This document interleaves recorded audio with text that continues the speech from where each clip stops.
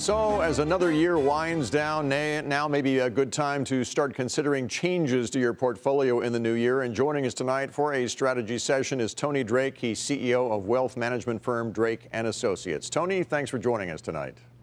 Great to be here, Bill. First of all, can you blame anybody who may be a little hesitant to put money to work in a market like we're seeing these days? Yeah, boy, the volatility has just been unbelievable. I mean, today we saw obviously incredible pop with the MasterCard data coming out, maybe the best shopping season in 6 years, but it's scary for your average folks at home investing and looking at their 401k balances. Let's start broadly first. Next year, stocks versus bonds, who do you think performs better necessarily? You know, we're definitely seeing a big move to the bond sector, although I still think there's some equity sectors that might look well. The financial sector with a couple interest rate rises, you know, the potential steepening of the yield curve could be really attractive, in particular high dividend paying financial sector items. What about, and on the bond side, especially if we're talking about treasuries, shorter term bonds, longer term bonds, what do you think? I really like the shorter term duration bonds. If you're buying them individually, there's some really attractive bond ETFs that are managed. Those managers are maintaining those shorter durations, pretty low internal costs there. That can be a great alternative to cash. By the way, on the equity side, I noted that you like utilities for next year. If you like the financials because rates are going to go higher again next year, that's not good for utilities, is it? No, there's certainly a couple different moves there, but utilities, if the volatility really continues at the level it had been, you know, those perform really nice in those economies that are just struggling along. There's some great utilities out there that have, again, some great dividends, help offset some of the short-term volatility on the equity side. Real estate.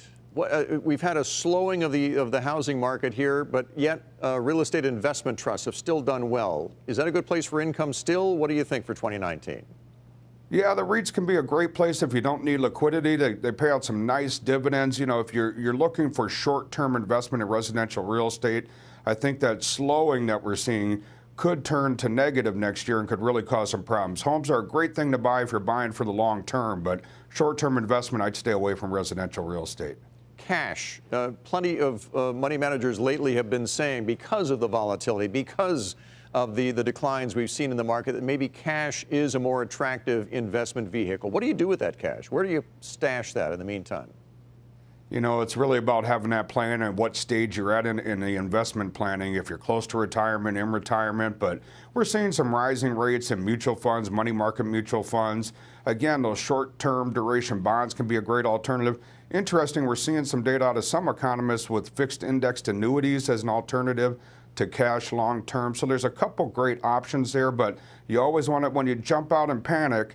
You know, with this volatility, I think it's easy to panic for folks. And, you know, imagine you're in an airplane, you're feeling a lot of volatility. You don't head for the exit. You got to write it out. You need to have a plan. Cash might be part of that plan, but make sure it's an overall picture. And quickly, before we go, gold, do you like it? I mean, it's usually talked about as a perennial percentage in a portfolio of some kind, but if inflation is going to start to rise, what do you think about gold?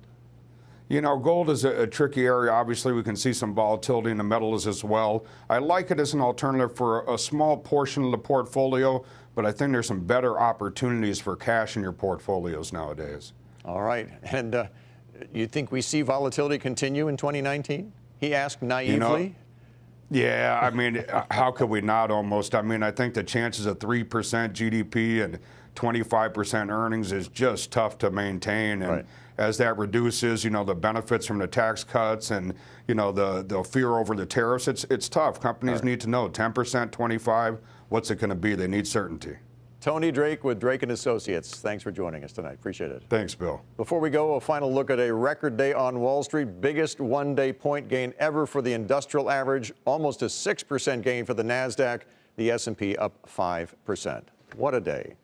That is it for the Nightly Business Report. Thanks for joining us, everybody. I'm Bill Griffith. Have a great evening. See you tomorrow.